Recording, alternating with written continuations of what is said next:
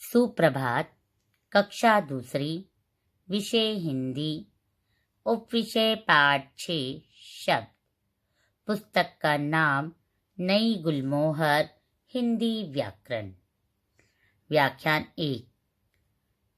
इस व्याख्यान में हम पूरे पाठ की चर्चा करेंगे, तो कुल मिलाकर आपके व्याख्यान एक ही है जिसमें आप शब्द के बारे में आसानी से समझ जाएंगे। तो चले जाने। देखिए, पढ़िए और समझिए। यह लिखा है मगर। मगर होता है, मगरमच्छ को कहा जाता है। गरम, कोई चीज जब धुआं निकलता है किसी चीज से, वो है पता चलता है वह गरम है। रमग, रमग का तो कोई भी अर्थ नहीं निकलता। रमग को आप समझ भी नहीं पाएंगे रमग होता क्या है। तो ये शब्द नहीं है। का क्या मतलब हुआ? स्वर और व्यंजन ध्वनियों के मेल से बने जिस समूह का अर्थ निकले वही शब्द है। स्वर और व्यंजन ध्वनियों के मेल से बने जिस समूह का अर्थ निकले वही शब्द है। तो मतलब आपने देखा, मगर का अर्थ आप समझ रहे थे चित्र के आधार पे, और गरम का अर्थ भी आप समझ रहे थे, लेकिन रमग का कोई भी अर्थ नहीं निकला, इसलिए वह शब्द नहीं है। शब्द के लिए हमें उसका अर्थ कुछ ना कुछ निकलना जरूरी होता है। तो अब देखें। अब आप सोच रहे होंगे स्वर क्या होते हैं। स्वरों के लिए 2 तरह के वर्ण विकसित किए गए हैं। नंबर 1, स्वतंत्र रूप में बोले जाने वाले स्वरों के वर्ण। स्वतंत्र रूप में बोले जाने वाले स्वरों के वर्ण, जैसे अ, आ, इ, उ, री, ए, ओ, औ, जिसे हमने स्वतंत्र रूप से बोला। दूसरा है व्यंजनों के साथ मिलाकर बोले जाने वाले स्वरों के वर्ण या मात्रा चिन्ह। इसे व्यंजनों के साथ मिलकर बोला जाता है, और इसे मात्रा चिन्ह भी बोल सकते हैं। जैसे देख लीजिए, अगर यहाँ पे व्यंजन नहीं लिखे हुए तो ये मात्रा चिन्ह की पहचान है। ये अमात्रा का कोई चिन्ह नहीं होता, तो इसे खाली रखा गया। ये आ की मात्रा चिन्ह है, ये ई की मात्रा चिन्ह है, ये ई की मात्रा चिन्ह है, ये उ की मात्रा चिन्ह है, और ये ऊ की मात्रा चिन्ह है, और ये री की मात्रा चिन्ह है, ये ए की मात्रा का चिन्ह है, ये ऐ की मात्रा का चिन्ह है, और ये ओ की मात्रा का चिन्ह है, और ये औ की मात्रा का चिन्ह है। और व्यंजन वर्ण क्या होते हैं? संस्कृत से प्राप्त वर्ण कौन कौन थे? क, ख, ग, घ, च, छ, ज, झ, ट, ठ, ड, ढ, त, थ, ड, ढ, प, फ, ब, भ, य, र, ल, व, श, श, स, ह। और ये नासिकीय व्यंजन में आते हैं इ, इणी, अण, न, म। ठीक है। और अनुस्वार क्या होता है? अंग। और विसर्ग क्या होता है? अह। अब देखिए, बातचीत करते समय हम शब्दों की सहायता से वाक्य बनाते हैं। जैसे मेरी माँ सुंदर है। देखिए, शब्द है मेरी माँ सुंदर है, तो आपने इन सभी को एक साथ लिखा, तो ये क्या बन गया? वाक्य। तो हमने देखा, बातचीत करते समय हमने किसकी सहायता से वाक्य बनाए? शब्दों की सहायता से वाक्य बनाए। प्रत्येक शब्द अलग अलग ध्वनियों के मेल से बनता है। अब मैं आपको ये बताऊंगी शब्द कैसे बनते हैं। अलग अलग ध्वनियों के मेल से बनते हैं। अब देखिए कैसे बनते हैं। जैसे चूहा बना, च में ऊ का जोड़ने से चू बना। ह में आ जुड़ने से हा बना तो चूहा। पेड़ में प में ई जोड़ा तो पे बना। ड़ में आ जोड़ा तो ड बना तो पेड़ बन गया।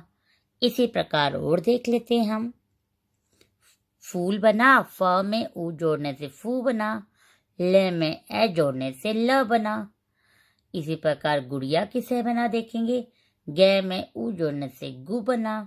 ड में ई जोड़ने से डी बना। य में आ जोड़ने से या बना तो गुड़िया बन गया। गाय कैसे बनेगा देखेंगे। ग में आ जोड़ा तो गा बन गया। य में आ जोड़ा तो य बना। घोड़ा देखे, घ में ओ जोड़ा घो बना। ड में आ जोड़ा डा बना। तो आपने देखा किस प्रकार हमने व्यंजन को स्वरों से जोड़ा तो कैसे शब्द बने। अब आप जान गए हैं शब्द बनाने के लिए ध्वनियों को ऐसे क्रम में लिखना जरूरी है जिसका कोई अर्थ निकलता हो। क्या एक बार और पढ़ लेते हैं। शब्द बनाने के लिए ध्वनियों को ऐसे क्रम में लिखना जरूरी है जिसका कोई अर्थ निकलता हो। अभी आपने क्रम अनुसार जाना, अभी हम और चीजें जानते हैं। तो हमने इससे क्या क्या सीखा, एक बार हम इसे दोहराते हैं। नंबर 1, ध्वनियों के सही मेल से ही शब्द बनते हैं। ध्वनियों के सही मेल से ही शब्द बनते हैं। शब्द बनाने में स्वर और व्यंजन ध्वनियों का मेल होता है। जैसे आपने चूहा देखा था, च में ऊ स्वर को जोड़ा गया तो क्या बना चू। ह में आ स्वर को जोड़ा गया तो क्या बना हा। तो देखो व्यंजन में स्वर का मेल हुआ तो यह क्या बन गया शब्द। तो शब्द बनाने में स्वर और व्यंजन ध्वनियों का मेल होता है। उसके बाद जाने ध्वनियों के इस मेल का कोई ना कोई अर्थ अवश्य होना चाहिए। लेकिन ये बात भी ध्यान रखें, शब्द बनाने के बाद ये अवश्य जान ले उसका कोई ना कोई अर्थ जरूर निकले।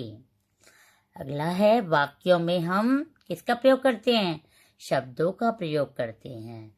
वाक्य बनते किससे हैं, शब्दों के जोड़ से बनते हैं। अब आप इसमें जानेंगे, ये है गर। इसमें अगर हम सा जोड़ देते तो क्या बन जाएगा सागर। अज में अगर हम गर का जोड़ कर देंगे तो क्या बन गया अजगर। न में अगर गर का जोड़ कर दिया तो क्या बना नगर।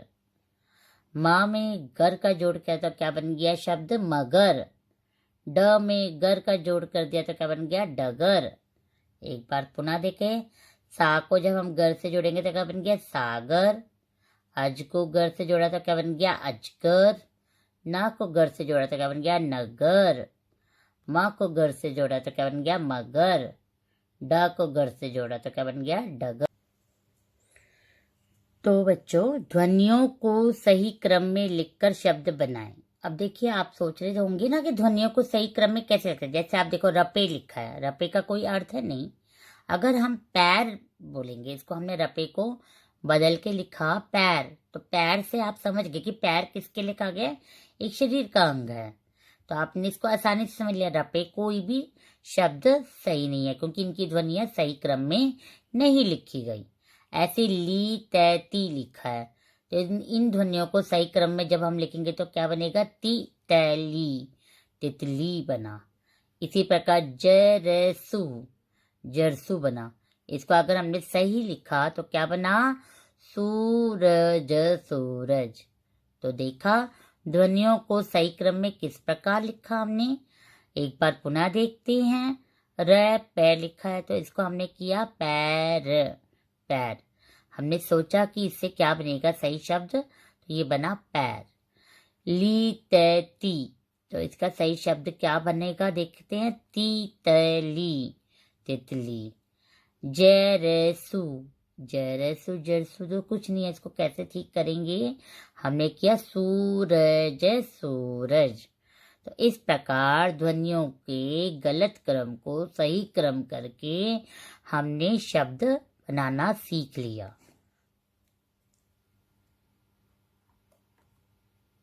अब आपका गृह कार्य रहेगा पाठ 6 शब्द का। प्रश्न 1, ध्वनियों को जोड़कर शब्द बनाइए। जैसे च ई को जोड़ के, ड़ ई को जोड़ के, या अ को जोड़ के शब्द बनाना है। छ अ को जोड़ के, त अ को जोड़ के, र ई को जोड़ के शब्द बनाना है। म ओ को जोड़ के, र अ को जोड़ के शब्द बनाना है। क ई को जोड़ के, त आ को जोड़ के, ब अ को जोड़ के शब्द बनाने हैं। तो आप समझ गए हैं, ध्वनियों को जोड़कर शब्द बनाना है। सही वाक्य के सामने सही का निशान तथा गलत वाक्य के सामने गलत का निशान लगाना है। क है, आपको ध्वनियों के प्रत्येक मेल को शब्द कहते हैं। क्या ये सही है? सोच के आप लिखेंगे, सही है तो सही, गलत है तो गलत। ख, शब्द बनाने में स्वर और व्यंजन ध्वनियों का मेल होता है। शब्द बनाने में स्वर और व्यंजन ध्वनियों का मेल होता है। ग है, वाक्यों में हम शब्दों का प्रयोग करते हैं। वाक्यों में हम शब्दों का प्रयोग करते हैं। घ है, शब्द का कोई ना कोई अर्थ होना जरूरी है। शब्द का कोई ना कोई अर्थ होना जरूरी है। तो आप सोचकर सही वाक्य के सामने सही का निशान, गलत वाक्य के सामने गलत का निशान लगाएंगे। धन्यवाद।